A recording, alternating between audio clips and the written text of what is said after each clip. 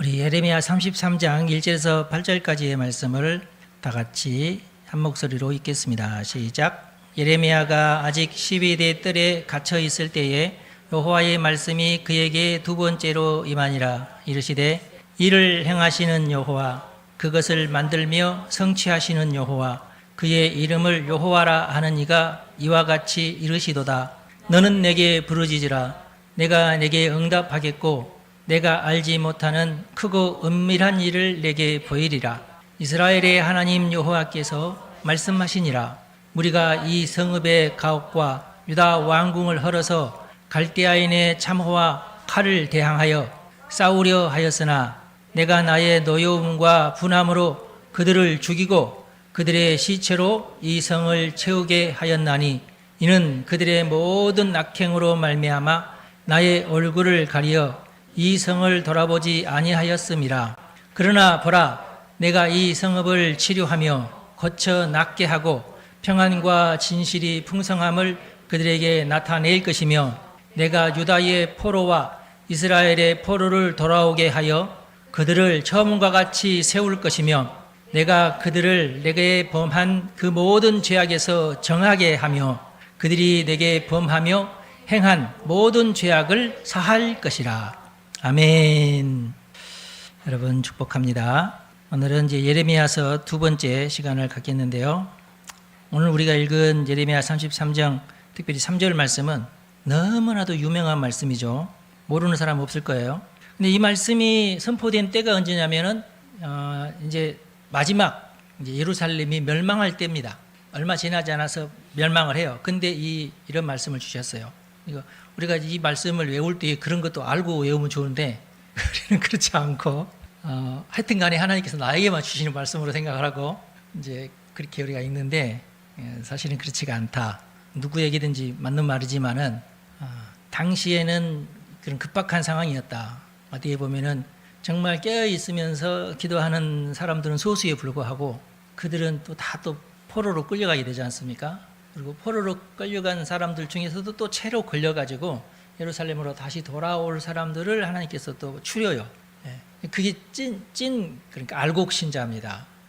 그리고 나머지는 다 그냥 그때 다 죽든지 아니면 이방이 흩어져서 유대인이 아닌 사람으로 살든지 이제 그렇게 되고 정말로 다시금 시온산으로 돌아와서 다시금 성전을 짓고 하나님을 예배하면서 절대 이제부터는 우상 숭배는 안 해요. 그때부터 지금까지 포로에서 돌아온 사람들은 하여튼 그 2000년이 흐른 지금까지 우상 숭배는 않습니다. 그러니까 하나님께서 그렇게 지긋지긋하게 생각했던 그 우상 숭배, 그들을 저주하고 그들이 완전히 멸망하게끔 몰고 갔던 그 우상 숭배는 더 이상 예루살렘 성에서는 이제 없어진 거예요. 할렐루야. 우리 하나님께서 그것을 위해서 그렇게까지 노력을 하셨어요. 지금 현재 그러면 우리가 우상으로 여기고 있는 것이 뭔가를 우리가 잘 깨달아야 돼요. 지금 현 시대의 우상이 뭘까요? 현 시대의 하나님 나라를 공격하고 주의 교회를 공격하는 우상이 뭔지, 하나님이 정말 그토록 싫어하는 것이 무엇인지 우리가 잘 깨닫고 우리가 이 시대에 맞는 예언적인 행동을 하면서 우리도 이제 여기에서 많이 이제 또 이제 실패를 하고 낙오가 되고 그러겠죠. 근데 우리들은 알곡 신자가 되어서 우리 후대에는 진짜 또 하나님께서 기뻐하시는 신앙을 또 물려줘야 됩니다. 그러기 위해서 우리가 예언서를 지금 배우고 있잖아요. 여러분에게도 하나님께서 크고 은밀한 일을 보여주시기를 기도합니다. 여러분들 그런 사모하는 마음이 있어야 되겠죠? 나에게 이 시대를 향하여 각자마다 개인적인 사정이 있지만 전체적인 그 나라와 전체적인 세계 그리고 하나님의 나라를 향한 어떤 그 안목이 있어야 돼요. 여러분 내일신 잘 먹고 잘 살기 위해서 열심히 사시기 바랍니다. 그러나 그걸로 끝나면 안 되잖아. 그러면 우리 삶이 얼마나 비참해. 그것으로 끝난다면 비참하잖아. 그죠? 우리는 영원한 천국을 바라보면서 그 표대가 거기에 있어야 돼요. 초점이. 이 세상에서도 물론 이제 행복하게 잘 살아야 되지만 궁극적인 목적은 이 세상에서의 삶만이 아니라 하나님의 생각이 무엇인지, 지금 하나님의 계획이 무엇인지, 그리고 우리가 거기에 동참에 들어가야 됩니다. 그리고 그렇게 동참에 들어가는 자만 영생을 누린다. 할렐루야. 아니 여러분 이 세상에서도 잘 살긴 살아야 돼요. 나는 뭐 세속을 뭐 벗어나는 그런 삶을 살진 않아요. 나도 그래요. 마찬가지예요. 나는 스님이 아니에요. 나는. 그러나 이 세상에서의 삶만을 위해서 살지는 않아요. 그런 어리석은 짓은 하지 않습니다. 우리 하나님께서 하나님의 뜻을 이루기 위해서 얼마나 놀라운 일을 하시는지 우리가 잘 깨달아야 됩니다. 자칫 잘못하다가는 그 하나님의 어떤 그 영적인 노선에서 우리가 빠져나가게 되고, 그렇게 되면은 상급이 없는 성도가 되겠죠. 먼저 우리가 오늘 말씀은 그렇고, 두 번째로 살펴볼 말씀은 9절에서 14절까지의 말씀인데요. 너희들은 바벨로니아를 섬기면서 그 나라의 노예로 살고 이 땅에서 포로로 그 바벨로니아로 끌려가게 될 것이다. 만약에 그렇지 않는다면 너희들은 전쟁 속에서 망하게 된다는 거예요. 차라리 끌려가야 된다. 그런데 거짓 선지자들은 자꾸 다른 말을 해요. 안 그런다. 우리 안 망한다. 우리는 애굽과 동맹을 맺어서 저 바빌론과 싸우면은 우리가 이길 수 있다. 저 예레미야 저 거짓말쟁이의 말을 믿지 마라. 그럴 때 많은 사람들이 왕과 더불어서 거짓 선지자들을 더 신뢰했어요. 당시에 예레미야처럼 참 선지자를 신뢰하지 않았어요. 그리고 예레미야는 차라리 죽이려고까지 했고, 근데 죽이려던 사람들이 다 오히려 하나님에 의해서 몰살을 당하니까, 쟤는 아무래도 하나님 사람인 것 같은데 쟤를 죽이려면 나도 죽을 것 같으니까 그러지는 말고, 그래서 가둬놨어요. 감옥 속에. 심지어는 구덩이를 파가지고 그 구덩이 속에 집어 던져 넣어놨어요. 여러분, 감옥보다 더 심한 곳이죠. 그러기까지 했어요. 하여튼 인권은 없는 그런 상황이 됐죠. 그렇지만 결국에는 하나님의 예루살렘을 계속 살려주시죠. 27장 9절에서 14절까지만 또 한 번 더 읽도록 그렇게 하겠습니다. 이것은 지금 쉬운 성경입니다. 쉬운 성경이 훨씬 여러분들에게 더 이해가 더 좋으니까. 그러므로 너희가 바벨로니아 왕의 노예가 되지 않을 것이라고 말하는 거짓 예언자나 점쟁이나 꿈의 뜻을 풀어주는 사람이나 무당이나 마술사의 말에 귀를 기울이지 마라. 그들은 너희에게 거짓을 예언하며 너희를 고향 땅에서 멀리 쫓아나게 할 뿐이다. 만약 너희가 그들의 말을 들으면 내가 너희를 고향에서 쫓아낼 것이고, 그러면 너희는 다른 나라 땅에서 죽을 것이다. 그러나 스스로 바벨로니아 왕의 지배를 받고 그를 섬기는 민족은 내가 그 고향 땅에서 농사를 지으며 그대로 살게 할 것이다. 나 여호와의 말이다. 나는 또 유다 왕 시드기야에게도 이 모든 말을 그대로 전하였다. 너희는 바벨로니아 왕의 지배를 받으며 그를 섬겨야 한다.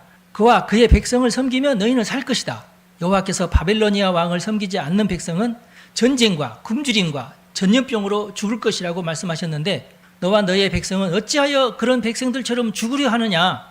거짓 예언자들은 너희가 절대로 바벨로니아 왕의 노예가 되지 않을 것이라고 말한다. 그러나 그들은 너희에게 거짓 예언을 하고 있으므로 그 말에 귀 기울이지 마라. 이렇게 말씀하고 있죠. 제가 아까 한 그대로예요. 거짓 선지자들은 자꾸 예레미야 말을 듣지 마라. 그런데 대부분 예레미야 말은 안 듣고 거짓 선지자 말을 듣습니다. 자기 욕심 따라서 들어요. 결국은 지금도 마찬가지입니다. 올바른 예언을 듣기보다는 자기 귀에 자기에게 안심이 되는 쪽으로 사람들이 이렇게 기울어지게 돼 있어요. 그래서 여러분들은 끊임없이 여러분 스스로를 의심해야 돼요. 하나님을 의심하지 말고 내가 지금 잘 듣고 있는가, 그걸 명심해야 됩니다. 의심은 자기를 의심해야 돼요. 제가 고등학교 1학년 때 만든 표어 중에 제 스스로 나한테 만들어서 나한테 적용한 표어가 있는, 너는 너를 믿지 마라 라는 거였어요. 너의 판단을 믿지 마라.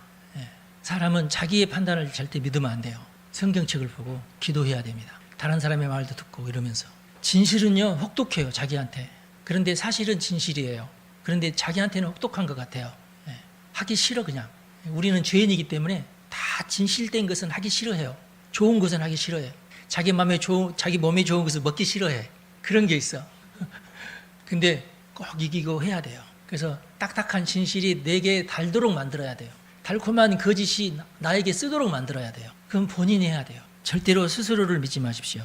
역사적으로는 이 전투를 이제 갈그미스 전투라고 하는데, 이집트와 당시의 대국이 이제 이쪽 아래쪽에는 이집트가 있었고 쪽 위쪽에는 이제 신바벨로니아죠. 옛날 바벨로니아도 있었지만 이제 신바벨로니아예요. 신바벨로니아가 유프라테스 강, 티그리스 유프라테스 강 그 비옥한 그 지대에 메소포타미아 문명지에 새로운 뜨는 스타가 있었는데, 그 스타가 이 애굽까지 다 먹으려고 하는 큰 야망을 가지고 있었죠. 이 두 나라가 애굽과 이 신바벨로니아가 붙으면서 하는 전쟁을 갈그미스 전투라고 그럽니다.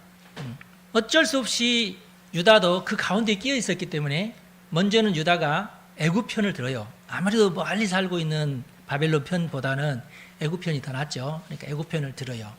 그런데 요시야가 이집트에 깝죽대다가 먼저 죽습니다. 하나님의 말씀을 드려야 되는데 막 자기도 왕이라고 막 나도 군사 있고 막 자기 앞에 있는 군사가 많은 것 같지 다른 나라 군사가 얼마나 많은지는 일생에 한 번도 본 적이 없잖아요. 일단 참여해서 전쟁하다가 자기는 죽으니까 모든 왕들이 그런 전쟁이 나폴레옹이나 뭐 그런 사람이 아니고서야 알렉산더 같이 그런 사람 전투에 능한 사람이 아니거든요. 한 번 하다가 망하면 자기는 죽는 거니까 그걸로 끝이에요. 당시는 그렇습니다. 하여튼 그러다가 요시야도 죽어요. 거기서. 그게 이제 609년인데 그래서 바빌론의 느부갓네살이 605년경에 예루살렘을 침공을 합니다. 그래서 항복을 받아내죠. 그때 그러니까 이집트가 그 전쟁에서 지는 바람에 지금까지 별 볼 일 없는 나라가 된 겁니다. 그때 만약 이겼더라면은 이집트가 유프라테스까지 딱 먹는 건데 갈그미스 전투에서 지는 바람에 애굽은 그때부터 이제 조금 이제 유명하지 않는 나라가 됐어요. 계속 지금까지 그러죠. 느부갓네살 왕이 여호야김을 세워놓고 돌아갑니다. 근데 이 여호야김이 또 배반을 해요. 부하가 와서 1차에서는 이기고 2차에서는 느부갓네살이 와가지고 여호야김을 죽여버리고 여호야긴을 대신 이제 왕으로 세워놓고 갑니다. 그때 제일 처음으로 포로로 끌려간 사람이 다니엘이에요. 근데 이 여호야긴도 또 배반을 해요. 다시금 또 잡혀갑니다. 여호야긴이 그때 잡혀가요. 그리고 시드기야를 세워놓고 물러갑니다. 두 번째 잡혀갈 때는 에스겔이 잡혀갑니다. 에스겔을 비롯해서 이제 여러 우리가 잘 알고 있는 선지자들 얘기만 지금 하는 거예요. 맨 처음에는 다니엘이 잡혀가면서 몇천 명이 잡혀가고 두 번째는 에스겔이 잡혀가면서 또 얼마가 가고 막 이런 식이에요. 그다음에 맨 마지막이 시드기야 시대인데 이 시드기야 시대가 바로 이제 예레미야가 활동하던 시기예요. 역시 시드기야도 이제 배반을 해서 할 수 없이 이제 바빌로니아에서 침공을 해 오는데 그때 열심히 싸워보려다가 결국에는 이제 져서 도망을 가다가 잡힙니다. 그래서 화가 나가지고 시드기야의 눈을 뽑아버려요. 그리고 눈을 뽑기 전에 시드기야의 아들들을 다 죽입니다. 네 눈으로 봐라. 네 아들들 다 죽는 것을 봐라. 그렇게 하고 그 눈도 뽑아버려요. 그리고 데리고 가서 감옥 속에 집어넣어버립니다. 그러면서 완전히 멸망을 해요. 588년에 BC 588년에 완전히 예루살렘이 멸망을 합니다. 그러면 이제 두 왕이 잡혀간 거예요. 맨 처음에는 여호야긴이 잡혀갔죠. 세 번째는 그 다음에는 시드기야가 눈이 뽑힌 채 잡혀가잖아요. 근데 이제 여호야긴은 끝까지 자기 수명을 다 하고 행복하게 살아요. 왜 그러냐면은 복권을 해줘요. 복권. 그리고 왕궁에서 그 왕과 함께 같이 밥을 먹도록 해줘요. 감옥에서 나와가지고. 근데 눈이 먼 애는 너무나 그 죄가 커서 그 아들들도 다 죽였지만 죽을 때까지 감옥에서 못 나옵니다. 그런 역사가 있어요. 그래서 605년부터 이제 포로 생활이 시작이 되는데 605년부터 538년까지 70년간 포로 생활이 이어지고 538년에 1차 수르바벨이 귀환을 해가지고 성전을 세우죠.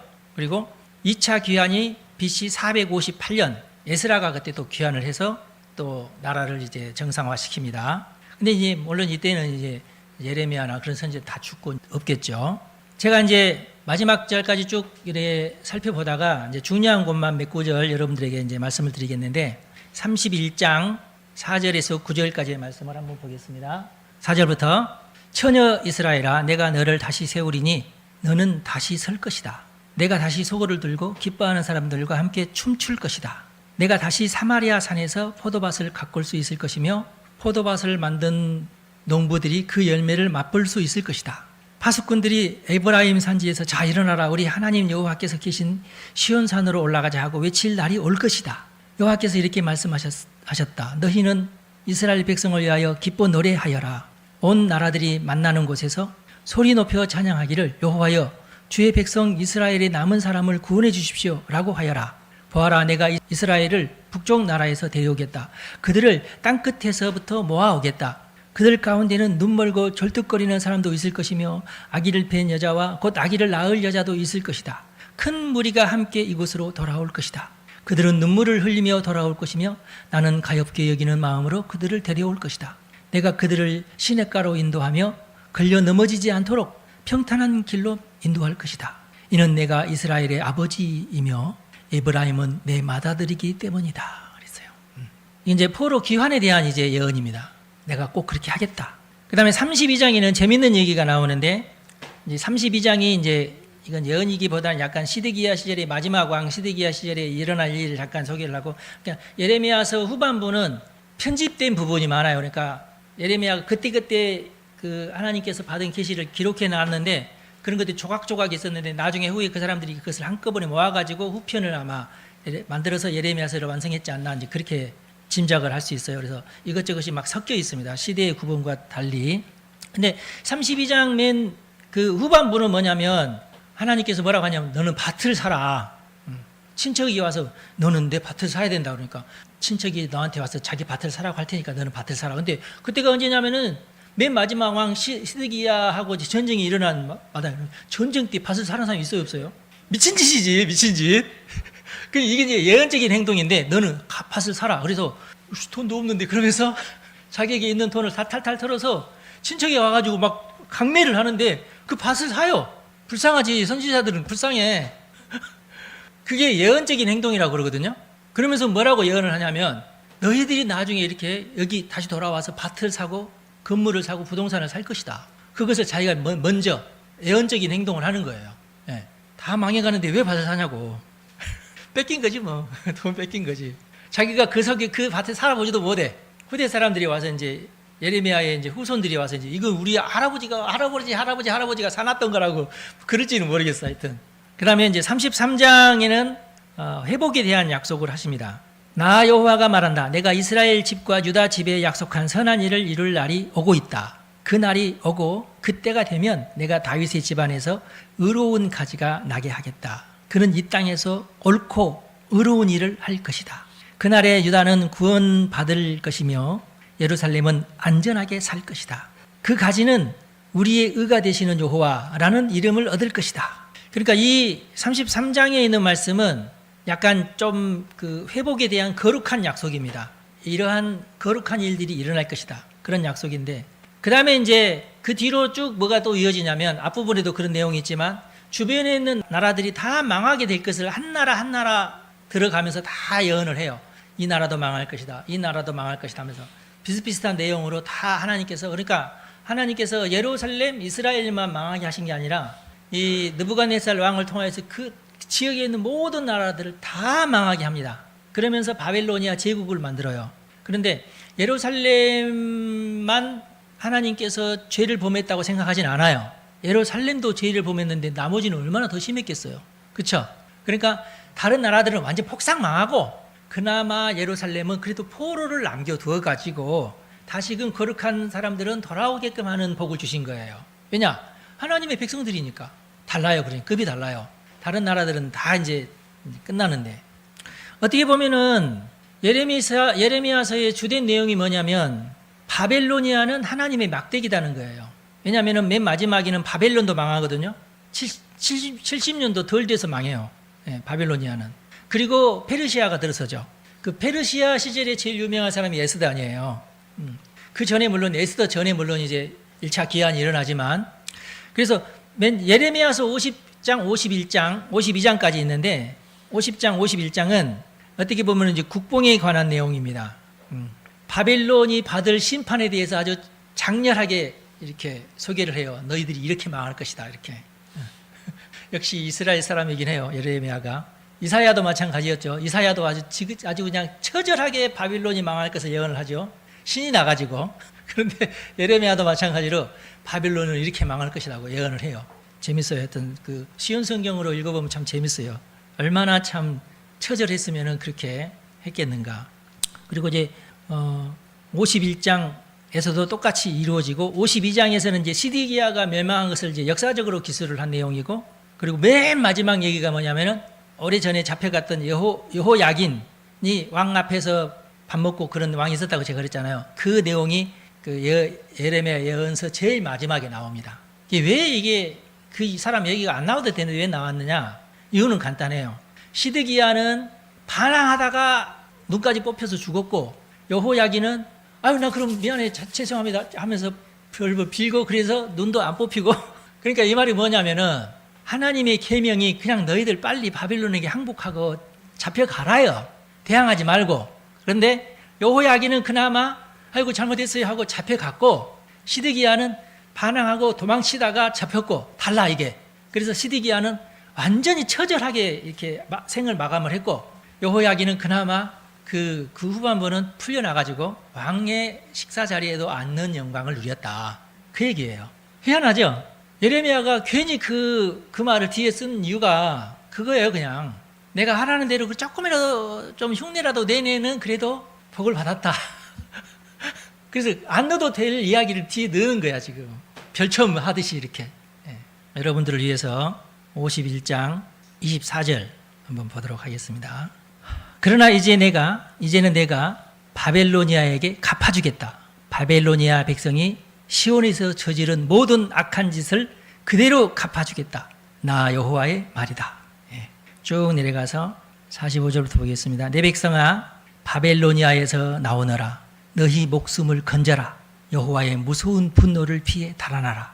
용기를 잃지 말고 이 땅에 소문이 퍼지더라도 두려워하지 마라. 올해에는 이런 소문이 떠돌고 내년에는 저런 소문이 떠돌 것이다. 이 땅에 무서운 전쟁 소문과 통치자들끼리 서로 싸운다는 소문도 들릴 것이다. 그러므로 보아라, 내가 바빌론의 우상들을 심판할 날이 반드시 온다.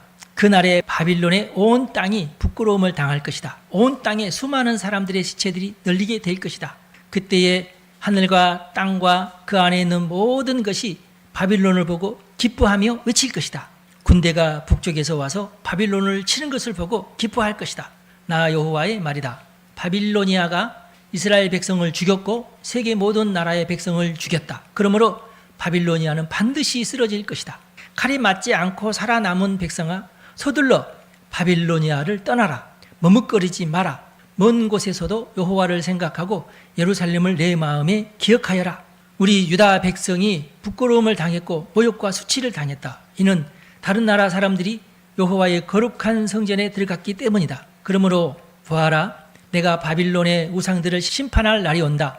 나 여호와의 말이다. 그 온 땅에 다친 사람들이 신음할 것이다.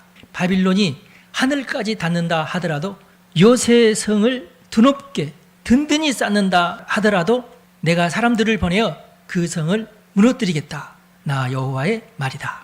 이런 식이에요. 하여튼 그래서 예레미야서의 주된 그 내용이 뭐냐면, 너희들이 정말 회개하고 우상 숭배를 버렸으면 너희들은 안 망할 수 있다. 다른 나라는 다 망했어도 예루살렘만큼은 안 망할 수 있다는 거예요.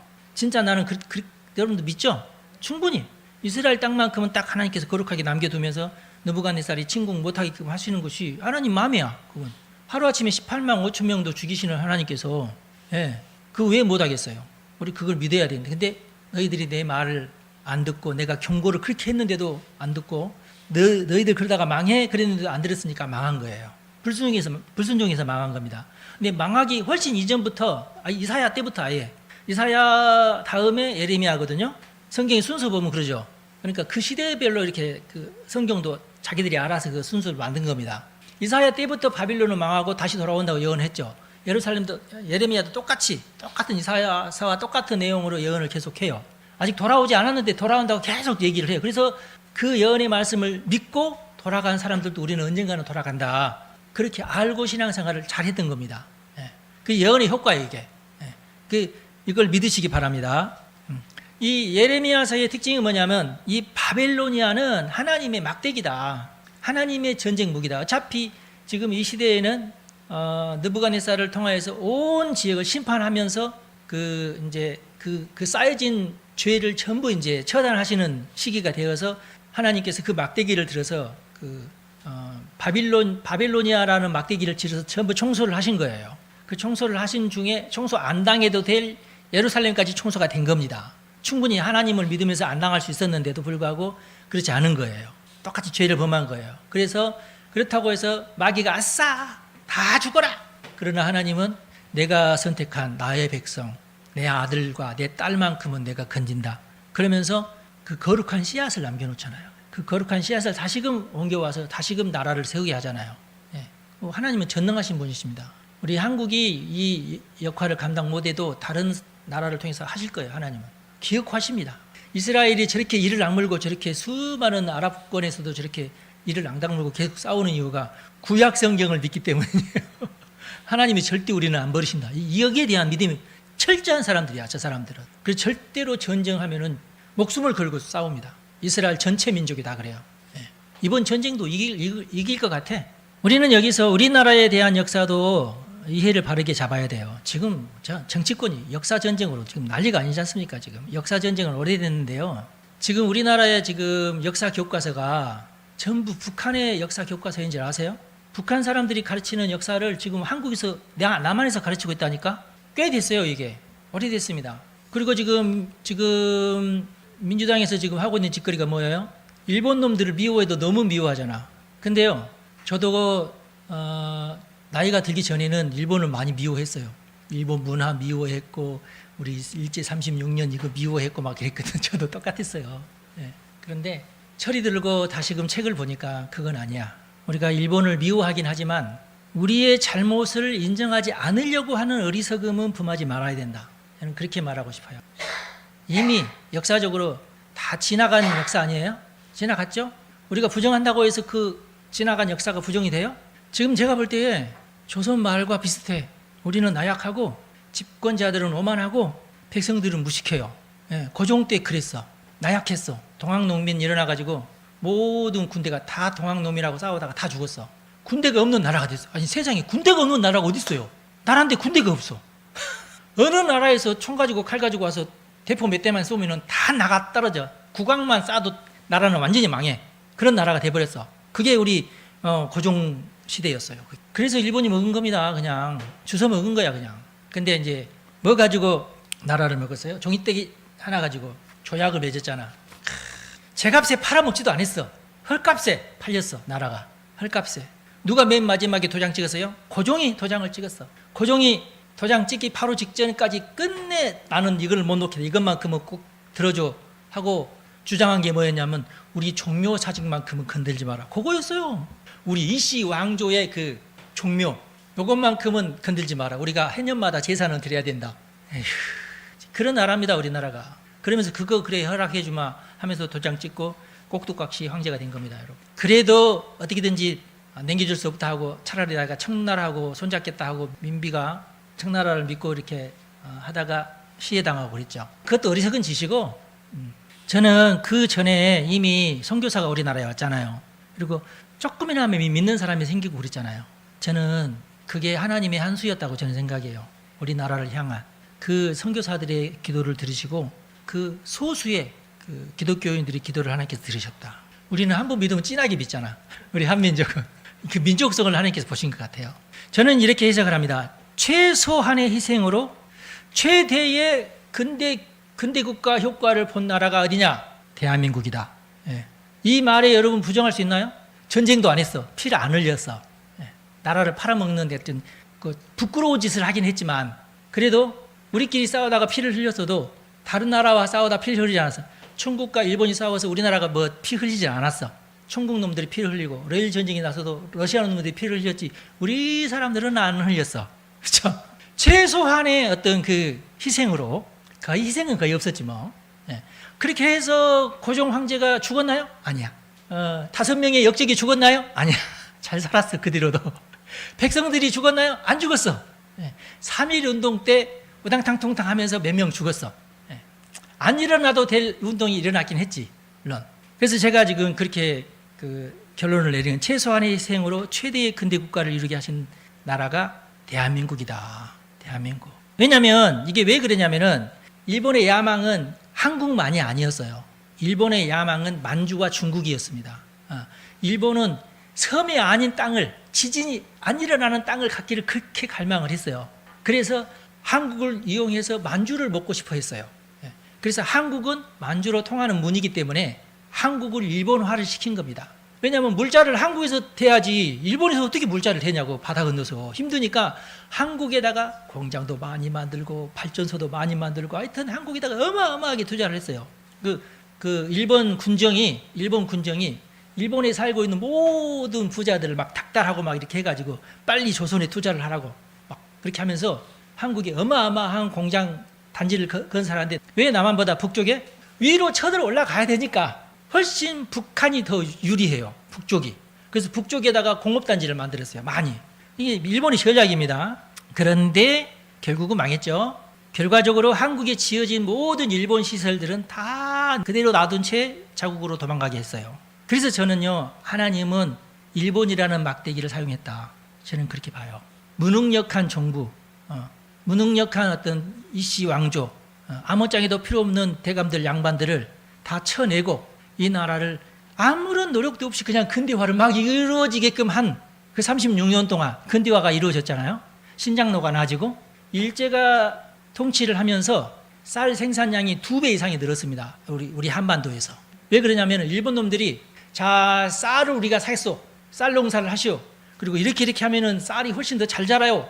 가르쳐 줬어. 농사법을. 일본 놈들이. 왜냐하면은 이 한국 놈들 이용해서 우리가 쌀 농사 한 다음에 우리가 돈 조금 주고 산다고 하면 쟤네들 막 살 거야. 그러면서 쌀 농사가 붐이 일어났어요. 그래서 일제시대 이전보다도 쌀 생산량이 어마어마하게 뛰었어요. 그러면 그것을 우리 교과서에는 다 수탈이 갔다 그러잖아. 돈 주고 다 사간 거야. 왜냐하면 돈 안 주면 그 다음 해에 농사를 안 지어. 여러분 같으면 뺏긴 줄 알고 농사 짓겠어요? 잘 생각해봐. 간단한 얘기라고. 옛날에 그러면 왜 한국 사람들이 이렇게 못 먹고 못 살았냐? 사또가 다 뺏어가거든. 그래서 농사를 내가 먹을 만한 것만 지어가지고 머리 숨겨놔. 사또가 와서 막 캐내야지만이 아이고 저것은 들켰네 하고 뺏기는 거야. 그랬던 나라입니다. 왜? 돈도 안 받고 뺏어만 가니까. 당시에 양반들은 세금 안 냈어요. 소장농들만 그 소장농 한다고 지주한테 쌀 바치고 나라에다가 쌀 바치고 그랬어요. 두 군데서 뜯어가. 그러니 되도록이면 뺏길 것 농사 안 한다고. 그래서 가난하게 점점 가난하게 살았던 게 조선입니다. 근데 일본 놈들은 어떤 수를 썼어요? 돈 줄게. 아이고 돈 준대. 그럼 우리나라 사람도 돈 하면 눈이 동그래져가지고 누구보다 더 많이 쌀 생산을 해가지고. 왜냐하면 돈을 진짜 주니까. 여러분 36년 동안 우리가 그렇게 해서 발전을 한 겁니다. 누가 더 지혜로운 거야? 우리나라의 입장에서 볼 때 누가 더 고마운 거야? 고종이 고마운 거야? 일본이 고마운 거야? 이런 걸 안 가르친다고. 너무 답답해 진짜. 그리고 그 많은 공장들을 다 놓고 누가 뺏었어요? 우리가 뺏은 것도 아니야. 미국이 뺏었어. 원자폭탄으로. 그렇죠?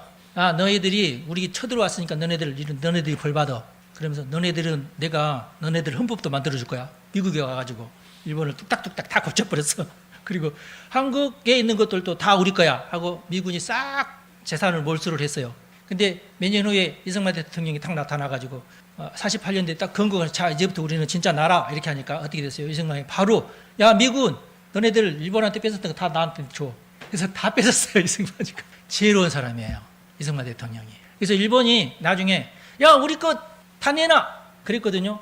이승만 대통령이 너희들이 우리한테 준 것이 없는데 야 우리가 거기 다 지어놓은 공장들 다 우리 거잖아. 우리는 몰라. 우리는 미국한테 받은 거야. 달라면 미국한테 달라고 해야지 왜 우리한테 달라고 하는 거야. 그렇게 된 겁니다. 여러분. 이승만 씨가요 정말 지혜로워요.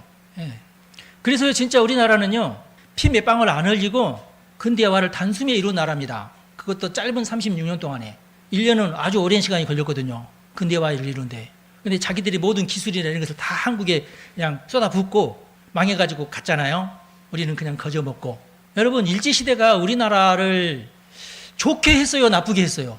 조금 창피스럽기는. 그래서 제가 오늘 이 예레미야서 읽으면서 바빌로니아가 이스라엘의 막대기였듯이 일본이 우리 대한민국의 막대기였다. 일본을 통해서 우리를 이렇게 하나님께서 매질을 하면서 우리가 정신 차리게 했다. 저는 그렇게 믿어요. 역사가 그렇지 않나요? 객관적인 역사가? 이걸 어떻게 하자는 얘기야.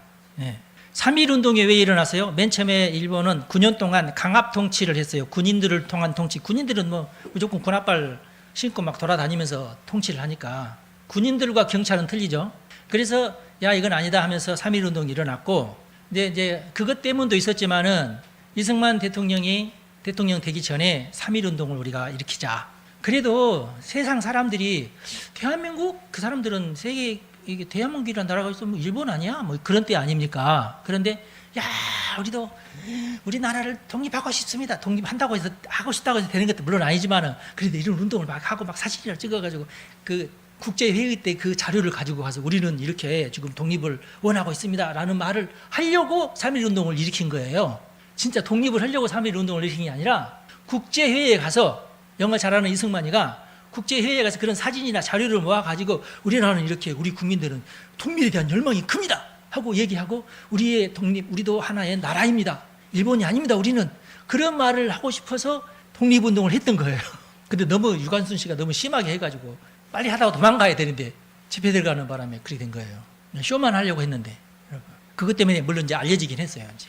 근데 이제 일본도 효과가 있었는데 그 전에는 군인들이 통치를 하다가 그 다음부터 안 되겠다. 군인들이 통치하면 안 되겠다. 경찰을 만들자. 그래서 일본의 경찰들을 한국으로 와서 경찰들이 통치하게 했어요. 그거 보고 문화 통치라고 합니다.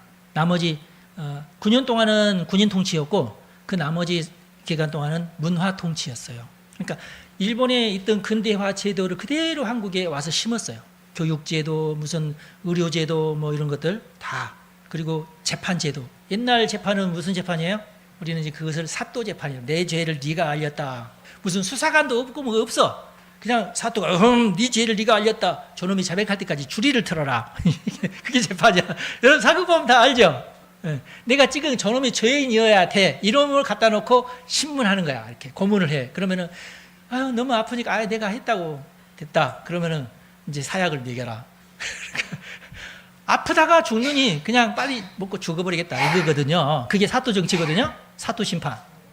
그런데 일제시대 때 1심, 2심, 3심이 있고 변호사까지 있고 여러분 뭐가 더 좋아요? 일제시대 때 법정 가는 게 좋아요? 사또 앞에 가서 주리를 틀는 게 좋아요? 백성들 입장에서 이 또 히로부미를 죽이는 안중근도 3판까지 갔어. 그 사람들이 그래도 신사야. 그래도 재판을 다 통해서 죽였어. 이것이 이제 문화통치의 결과다. 그래서 일본은 자기들이 경험한 근대 문명을 한국에 고스란히 전수해주고 사명을 다 마친 다음에 철수를 했습니다. 그래서 제가 아무리 계산을 해봐도 우리가 승리한 일제강점기 아니었나 싶어요. 물론 감정적으로는 수치스러운 역사야. 그럼 결과적으로는 어때요? 결과적으로는 이씨 왕조 완전히 무너지고 단숨에 근대 국가가 세워졌잖아. 다른 나라 같았으면 난리 법석을 치우면서 왕 죽이고 막 이렇게 하면서 혁명 일어나고 막 다른 나라 보면은. 근데 우리나라는 일본 놈들 때문에 동학 농민 때문에 군대에 싹 사라지고 그러면서 일본 놈들이 들어와서 이게 다 하나님의 은혜다. 제가 볼 때는 이렇게 좋은 케이스가 다른 없어 세계사에 없어요. 할렐루야. 이게 얼마나 고마운 일이냐고. 약간 수치스럽지만 안 죽는 것보다 낫지 뭐.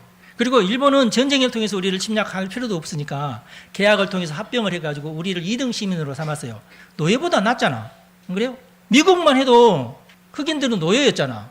그 노예에서 그 노예 해방하기 위해서 얼마나 처절하게 싸웠어요. 남북 정전까지 했잖아. 그거는 노예를 해방하기 위해서 전쟁까지 한 나라야. 우리는 그냥 노예가 아니라 그냥 2등 시민 바로 모든 양반들 다 사라지고 모든 양반집에 있는 모든 그 노예들 다 사라지고 전부 양반이 덮이면 다 똑같은 시민이 돼버렸어. 할렐루야. 일순간에 일본 놈들 때문에. 그쵸? 어느 나라에도 없는 혜택이 36년 동안 주어졌다니까. 이거 다른 나라에서는요 어마어마한 전쟁이든지 내란이 있었던 일이에요. 다들 이런 신분제도 철폐하기 위해서 불가능한 일입니다. 그리고 이승만은 일본의 일본이 남겨둔 모든 그 재화들을 국유화할 것만 국유화하고 나머지는 전부 팔아먹었어요. 민간인에게. 그러면서 우리 한국에도 이제 그 기업들이 생겨나기 시작을 했어요. 그러니까 출발부터가 너무 좋았죠. 우리 한국이 그냥 근대화가 된 게 아니라 출발이 너무 좋았어요. 그래서 이병철 같은 삼성이니 뭐 LG니 뭐 이런 사람들이 전부 그때 그 일본의 그 공장들을 인수해가지고 제1제당 만들고 이렇게 하면서 남의 돈으로 투자된 것을 우리가 거저 막 싼값에 다 사들였죠. 그런데 우리나라가 완전히 초토화된 사건이 있습니다. 일제시대에도 절대로 우리나라가 초토화되지 않았는데 이 사건 때문에 우리나라가 초토화가 되죠. 무슨 사건입니까? 다 알면서 모른 척하지 마시고. 세상에 송주가 알고 있네. 다들 민주당이신가 아무 말도 안 하시고. 민주당은 절대 이런 말 안 하지. 일본 놈들 때문에 우리나라가 완전히 막 이렇게 얘기하지. 북한 때문에 우리나라가 이렇게 됐다는 말 절대 안 하지. 근데 우리나라 와서 같은 동포인데도 쏴 죽이고 온 산하를 짓밟고 그리고 나중에 중공군 이놈들은 더 악랄해가지고 끝까지 우리나라랑 싸우면서 3년 동안이나 전쟁한 나라가 어디요? 중국이야. 중국. 지금도 국방 백서에는 중국이 우리나라의 주적이에요. 북한도 주적이고. 5천년 역사 가운데 우리나라를 저렇게 처절하게 짓밟은 나라는 중국밖에 없어요. 근데 어떤 이 좌파들은 뭐래요? 중국이 한 번이라도 우리나라를 쳐들어온 적이 있느냐? 있잖아. 6.25 사변 때. 그 전에는 물론 만주에서 쳐들어왔지만, 그렇죠? 결정적으로 우리나라를 완전히 절단된 나라는 중국이라니까. 지금도 계속 우리나라를 넘보면서 북한을 막 넘보면서 저 땅을 우리가 먹어야지 하는 나라는 중국이라니까. 만주가 아니라. 우리 정말 주적 정신을 정확하게 해야 돼요. 장사해먹는 것은 장사해먹는 거고 나라는 나라예요. 우리 정확한 우리 국가관을 가지고 있어야 됩니다. 근데 6.25 사변 때 김일성하고 중공군이 이 나라를 완전히 초토화시킬 때에 이승만 대통령이 목숨을 걸고 외교전술로 나라를 안전한 나라로 만든 창본인이 바로 이승만 대통령이에요. 절대 휴전은 없다. 우리가 끝까지 도만강까지 압록강 백두산까지 가서 미군들한테 우리는 군대가 없으니까 미군들 빨리 올라가라고. 미군들이 올라가나? 아니 남의 나라 와서 싸워야 되는데 한 명이라도 더 죽으면은 이제 본국에서 바글바글 난리가 날 텐데 그래서 휴전선에서 안 올라가고 있었던 거예요. 그래서 이승만이가 올라가지 왜 안 올라가느냐 막 그러는데 올라가려면 네가 올라가야지 왜 그렇게 3년이 지난 겁니다. 그러면 절대 휴전 안 하겠다고. 그래서 미국에서 스파이를 보내서 이승만을 저놈을 죽여야 된다. 그래야 우리가 빨리 휴전하고 우리는 미국으로 빨리 도망가자. 그런데 그것도 실패하고 결국에는 이승만 때문에 군사 동맹까지 맺게 되잖아요. 그렇게 이 나라를 지킨 사람이 이승만입니다. 근데 이승만이 제일 싫어하고 만나면은 그냥 그 살이라도 아다가다 씻고 싶은 사람 누구냐? 김일성이에요. 김일성이가 그렇게 이승만을 미워했어요. 왜냐? 저놈 때문에 망했거든. 사실 김일성이가 망한 것은 사실 자기 잘못도 있지만 이승만이만 없었어도 이 나라는 질 거야. 그렇죠? 그래서 북한이 이승만을 그렇게 미워하고 그래서 이승만인을 미워하고 이승만을 욕한 사람들은 전부 북한 편입니다. 이걸 정확하게 아셔야 돼요. 그 이후에 김일성과 박정희가 발전 경쟁을 하죠. 맨 처음에는 김일성이가 앞서 있었는데 점점 박정희가 치고 올라와서 결국은 김일성이를 완전히 누르고 승리를 했죠. 할렐루야. 그동안에 우리 한국교회가 얼마나 뜨겁게 기도하고 열심히 일했는지 몰라요. 다 하나님 은혜입니다. 그래서 우리가 다 이미 망한 이시조선을 단시간 내에 이렇게 발전시킨 것은 이건 하나님의 기적이에요. 우리나라는. 그리고 여기에서 일본이라는 막대기를 하나님께서 사용하셨다. 이게 정확한 팩트입니다. 정확한 역사 해석이고. 아셨죠? 여러분들 자부심을 가지셔야 돼요. 한국의 기독교인은 이런 자부심이 있어야 됩니다. 그래 진짜 기독교인이에요. 정확하게 봐야 되는데 북한의 시각으로 역사를 해석하고 중국의 시각으로 역사를 해석하는 것은 바보의 미친 짓이에요. 공산당 시각으로 왜 이 역사를 보냐고. 근데 그동안 이 좌파 종교조들이 국사 교과서를 막 왜곡하고 있을 때 우리는 잠자고 있었잖아. 뭐 그런 소문이 있다는데 그러고 또 잠자고. 그러다가 오늘 이런 사태가 벌어진 거예요. 이제라도 깨어나야 됩니다. 예레미야가 그렇게 외쳤듯이 우리가 정확하게 역사 인식을 하지 않고 우리가 또 영적으로 계속 잠자고 있으면은요 계속 휘둘릴 겁니다. 지금 나라꼴이 아니야. 지금 한심해요. 통일을 했어도 진작에 했어야 되는데 너무 한심해요. 언제부터 통일이 요야무야 됐느냐? 다 죽어가는 북한에게 쌀 퍼다 주면서 원조를 해주면서 북한이 일어나도록 도운 분이 바로 김대중 씨입니다. 그때 막 우리가 돈까지 빌려줬어요. 이자까지 해서. 근데 한 푼도 안 갚았어요. 지금도 배째라만 할 거야. 그러고 있어요 지금. 근데 그 돈으로 핵 만들고 막 핵 만드는 장난 아니라고 지금까지 오다가 나라 다 망가진지도 모르고 지금 이 상황이에요. 근데 우리가 지금 계속 저 거짓말하는 사람들한테 거짓말 그렇게 하지 마 나는 상관 안 해 그러면은요 우리는 역사적인 죄인이 됩니다. 한국의 죄가 뭐냐? 우리 한국 교회의 죄가 뭐냐? 침묵하는 다수의 편에 들어있기 때문에 죄가 되는 거예요. 침묵하는 다수. 지금 좌파들은요 지가 하고 싶은 말 다 하면서 누가 뭐 한마디라도 하면은 뉴라이트가 뭔지 아세요? 뉴라이트? 좌파였다가 정신 차리고 우파가 된 사람들을 뉴라이트라고 그래요. 원래는 좌파였어요. 원래는 공산당 사상으로 똘똘 뭉친 좌파였다가 아닌데 이거 사실 거짓말이었구나 하고 깨닫고 우리는 이러지 말자 하고 우리끼리 뭉쳐서 그러면은 새로운 운동을 하죠. 뉴라이트. 그래서 우리 역사 교과서를 다시 만들자 해서 만든 게 뉴라이트가 만든 국정교과서 아니에요. 이것이 배포되지 못하도록 그 난리를 치면서 불법을 저질러 가면서까지 막았던 자들이 좌파들입니다. 그러면서 뉴라이트는 저 사람들은 나쁜 사람들이라고 지금 언론에서는 그러잖아요. 지금 뉴라이트가 진짜입니다. 좌파였다가 회개하고 우파된 사람들. 지금도요 조금 좀 우파스러운 얘기하면 와 뉴라이트 아니어도 저놈이 뉴라이트 이러면서 손가락질은 지들이 받아야 돼. 그래서 우리가 침묵하는 다수가 돼서는 안 돼요. 교회에서 왜 이러냐 하냐면 3.1 운동 때도 주도한 사람들이 교인들이었어요. 나라를 세운 사람들이. 이해가 되시죠?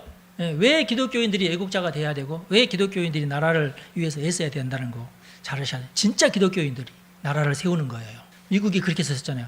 영국에서 그 핍박을 받다가 이걸 진짜 나라를 만들자 하고 신대륙에 가가지고 진짜 나라를 만든 것이 미국 아니에요. 누가? 기독교인들이, 찐 기독교인들이. 예. 그렇게 좋은 나라를 만들어 놓으니까 온갖 잡동사니들까지 다 이민을 오는 바람에 잡탕이 돼버리긴 했지만, 그래도 그 중심에서 이 나라를 꿋꿋하게 기독교 중심으로 지금도 튼튼하게 세우고 있는 사람들은 전부 기독교인들입니다. 공화당의 대부분은 기독교인들이래요. 미국의 정당, 미국 정당에 상원, 하원 할 거 없이 공화당 쪽은 전부 100%는 아닌데 하여튼 대부분 수십 대 내려온 기독교 집안에서 자란 인물들이 공화당이에요. 우리나라 공화당하고는 결이 달라. 우리나라 공화당은 이게 당인지 뭔지도 모르겠죠. 이상한 당이 됐지만, 그래서 지금 제발 좀 우파 정당이라도 제대로 된 일을 해줬으면 내가 이렇게까지 안 떠들 텐데 지금 이렇습니다. 이렇게 여러분, 예언적으로 나는 이러려고 예언서를 공부한 것은 아닌데 어쩌다 보니까 이렇게 됐어요. 지금 세상이 지금 그렇게 흘러가고 있습니다. 여러분 축복합니다. 기도하겠습니다. 하나님 아버지, 우리나라를 향한 하나님의 사랑이 큰 것을 우리가 믿습니다. 정말 하나님의 기적이라고 밖에는 고백할 수 없는 우리나라의 역사를 우리는 자랑스럽게 생각합니다. 하나님께서 우리나라를 도와주셨고 살려주셨고 근대화를 이루게 하셨습니다. 우리는 그 후예들이 됐는데 시절이 우리들의 애국심을 원하고 있습니다. 성도들의 기도를 원하고 있습니다. 이제는 침묵하는 다소가 아니라 바르게 생각하고 바르게 말할 줄 아는 다소가 되기를 원하고 있습니다.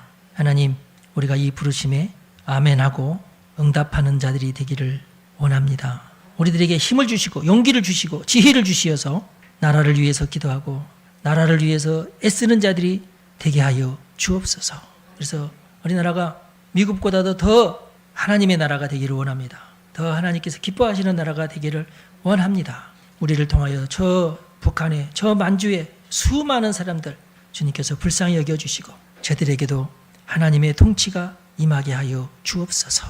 함께 기도하는 우리 성도들 축복하오니 각자 개개인의 삶을 주님께서 책임져 주시고 복을 내려 주시고 승리하게 하시고 하나님 때문에 하늘나라의 크고 좋은 상급들을 다 쌓는 성도들이 다 되게 하옵소서. 우리 주 예수님의 이름으로 축복하며 기도합니다. 아멘. 여러분 축복합니다.